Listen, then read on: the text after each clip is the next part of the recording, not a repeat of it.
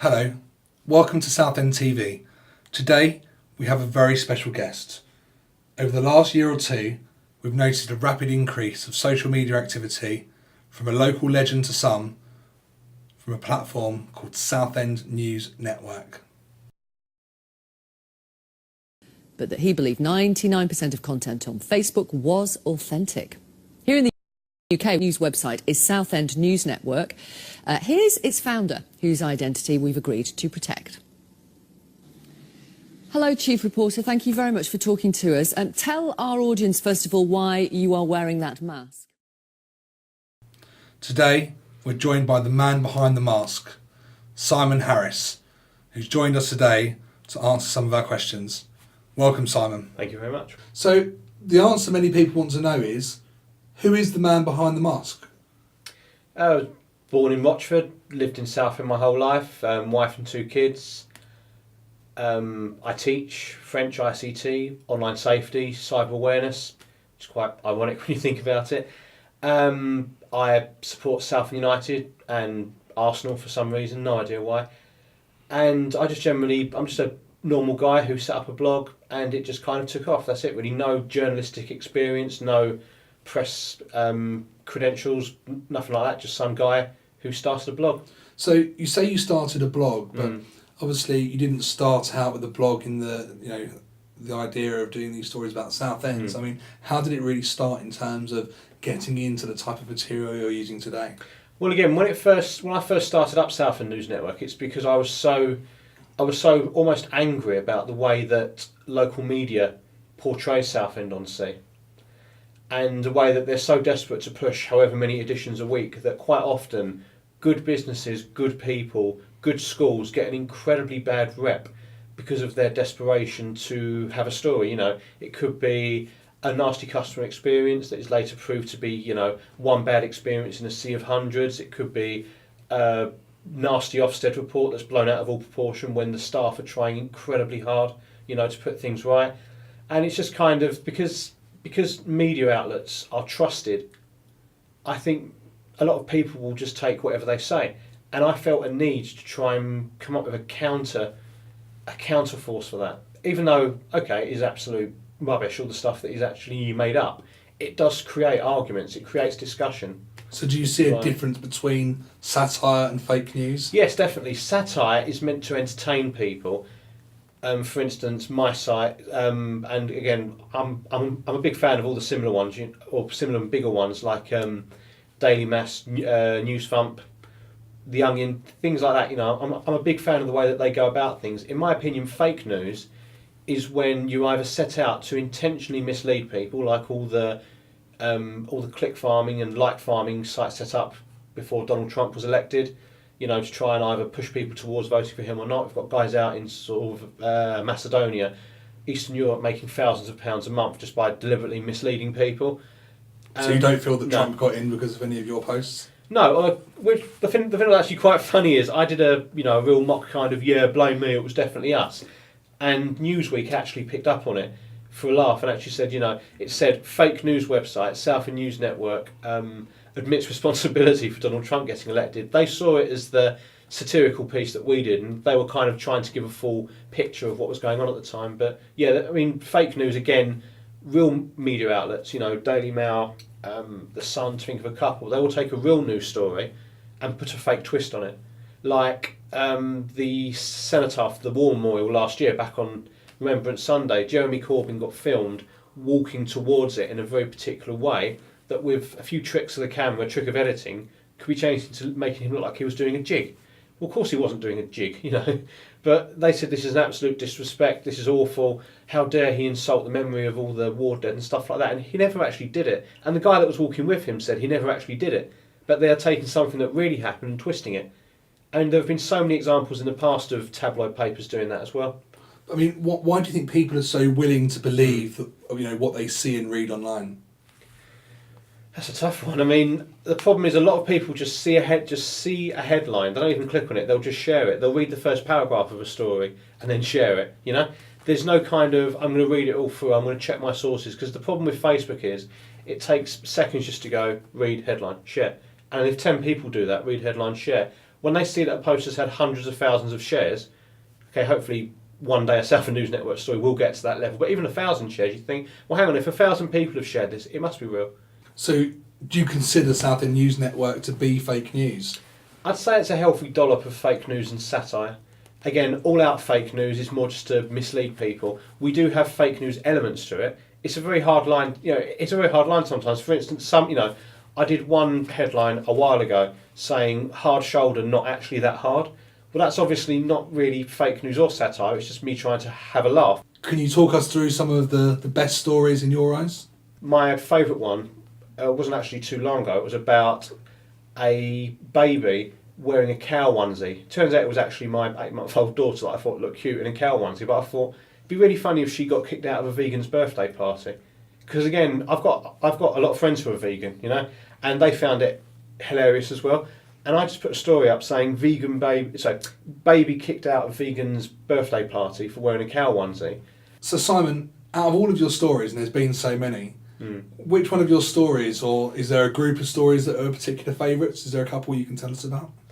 Well, again, the top one is always going to have to be the one that ended up either fooling Katie Hopkins or fooling one of her researchers into passing her a bit of paper saying this is real.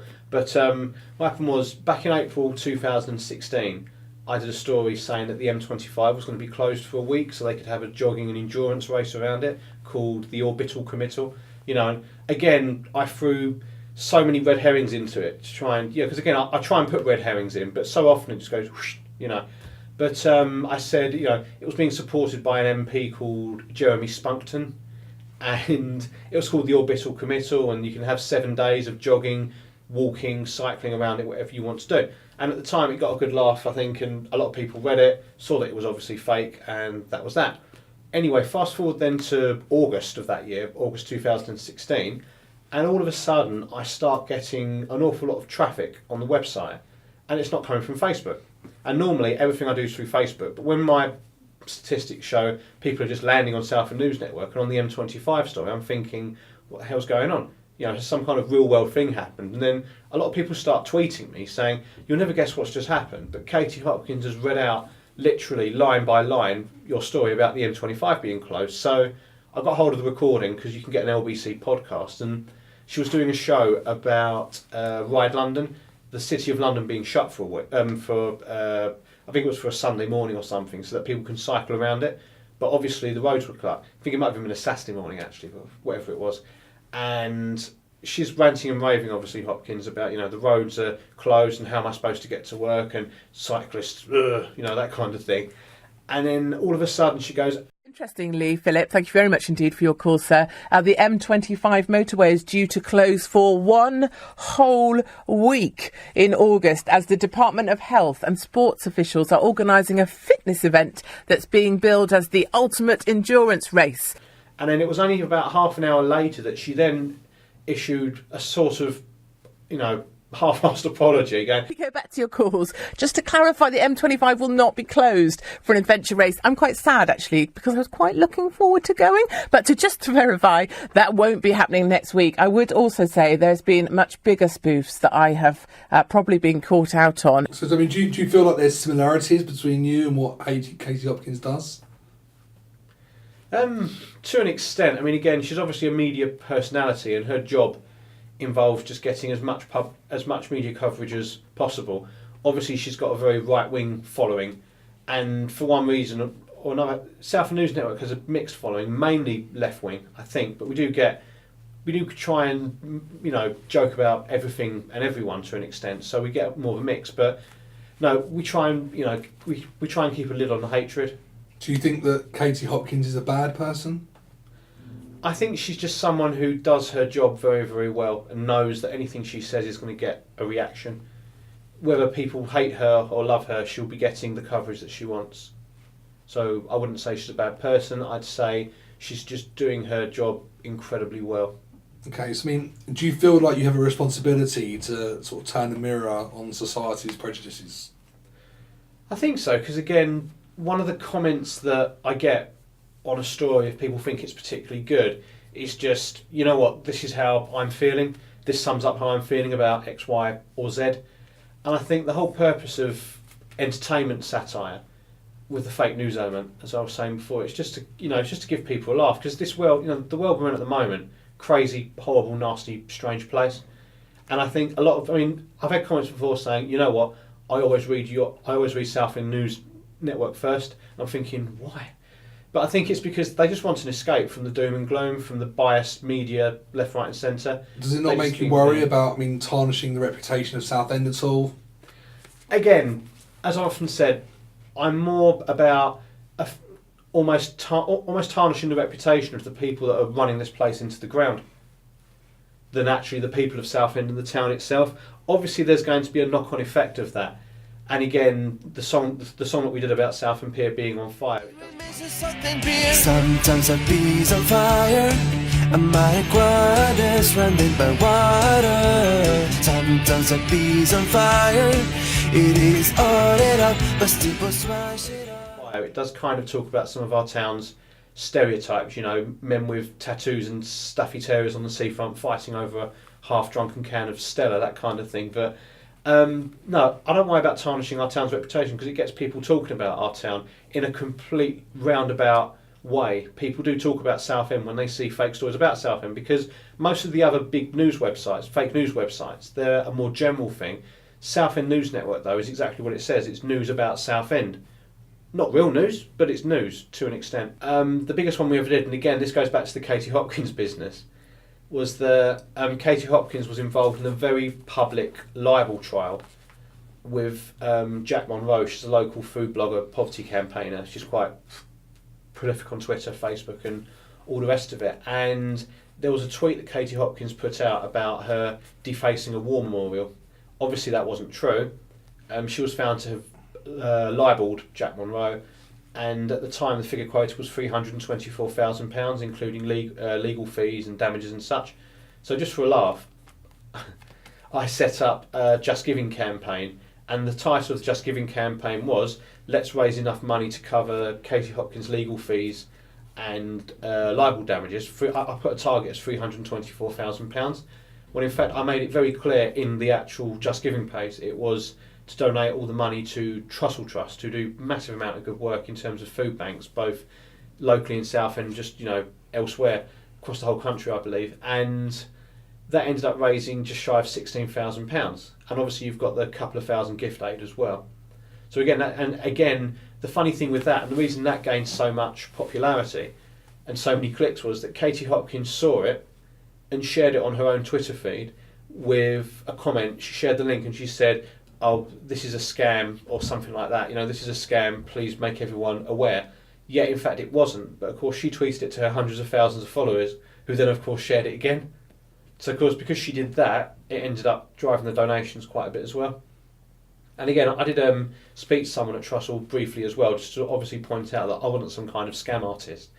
But because it was through Just Giving, it was all above board, and Just Giving said, yeah, this is all absolutely legal. So that was just obviously one of the biggest bits of charity stuff that we did. So, you've done quite a few sort of charitable events locally. Is there anything coming up on the horizon that you would sort of want to get involved in terms of local issues? Again, when I walk around Southend, and this is an incredibly horrible fact of life now locally, but homelessness, it's a massive issue. You see it up and down the high street, not just at night.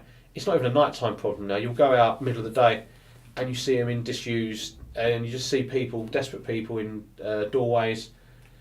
Just any other public space, trying to sleep in the middle of the day with people. It's a horrible, horrible situation, and I have a lot of respect for HARP, the local charity who do a lot of work, not only just with the homeless in their immediate needs, but to try and deal with the wider issues as well. Because obviously, I'm aware that there are underlying factors that lead to homelessness. They try and literally restart their lives and get them off addictive substances. They try and deal with the core issues, because it would be all too easy just to throw a load of money at the problem and say, okay, here you go, here's hot food for them, here's a bed for the night, hot food, and then the following day they go on their way. What HARP do, I believe, is they try and deal with the whole range of issues that lead them to becoming homeless in the first place. So some of your future campaigns are to try and drive, definitely. Try and drive funding. I'd really love to work. I'd really love to work with HARP, because they're a massive local charity, and yet obviously every local charity in these times will always need all the help that they can get.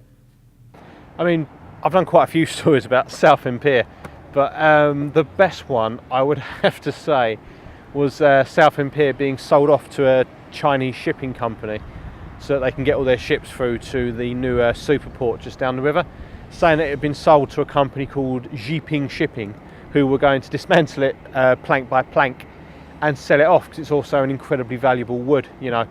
Again, people just believed it. But again, in a town that's cancelled its most popular tourist event, you know, in the air show, a lot of people thought, do you know what, that's the kind of thing that they'd do. Definitely. One of the most recent ones that got quite a lot of traction was the one about the Somali pirates taking over the pier. Yeah. Tell us about that. It's more just, again, from the headline, you realise what on earth are Somali pirates doing in the Thames estuary, you know. And then again, it just kind of came at a time when everybody was seeing stories in the media about Somali pirates doing this, that and the other. But of course, the key difference is they were somewhere near Somalia at the time and not in the Thames estuary. But it was more just they took over the end of the pier and kept sending ridiculous demands down the pier train back to the seafront, like for chips and donuts and all sorts. And for some reason, people actually believed it. I've got no idea why. It's the most ridiculous concept possible. What on earth would Somali pirates want with, albeit the longest pleasure pier in the world, but not necessarily one that's the most, you know, rich in terms of stuff to plunder? Yeah, again, one thing that I've noticed about Facebook is that it brings out the absolute worst in people in terms of prejudice and, you know, prejudice and bigotry and stuff like that. So obviously, I did a story saying that bikinis had been banned on 3 special Southend beaches for cultural reasons and modesty reasons, and obviously everybody completely overlooked the fact that it's probably warm enough to wear a bikini in Southend maybe 2-3 days of the year tops, you know. And unfortunately that did bring out a lot of the knuckle draggers in society and people like that who thought, yeah, you know, they come over here, we have to pander to them, don't we? But you know, again, it's just another example about how people will share something without actually reading it and understanding it properly. Of course, one of the other stories that I did that got quite popular was saying that people were coming to Waitrose here in Southend on a Thursday night and meeting up for a spot of dogging, or alternative sexual pursuits as some people call it. And the idea came from my wife, actually. We were driving down here one day and we were in the car park, and it was literally just before the store was going to shut, and they've got an area called the click and collect area, and we thought, why the hell are so many cars in the click and collect area down the side?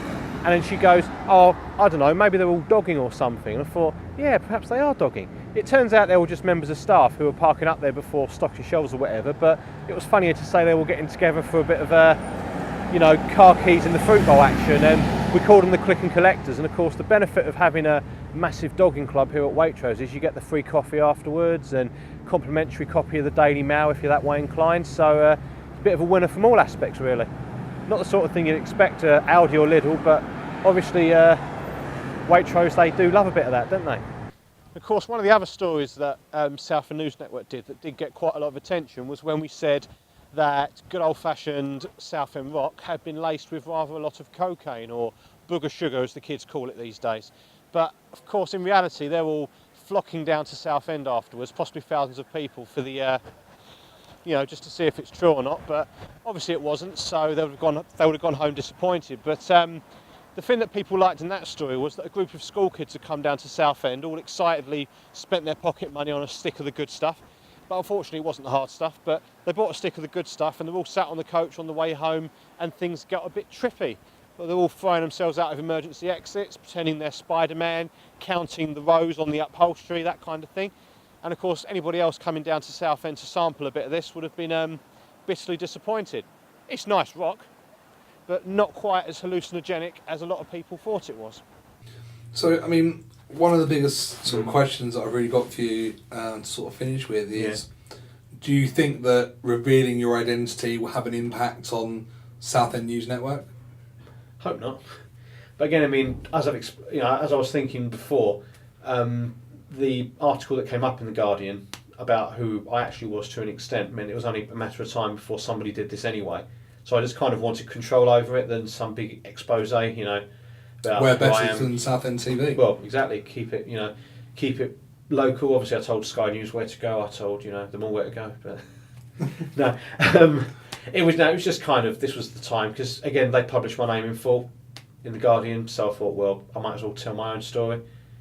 Okay, and is there anything else, I mean, to any sort of fans or any non-fans, is there anything that you sort of want to say to the people of Southend now that you're here and they now know who you are? Is there anything that you want to have the opportunity to say?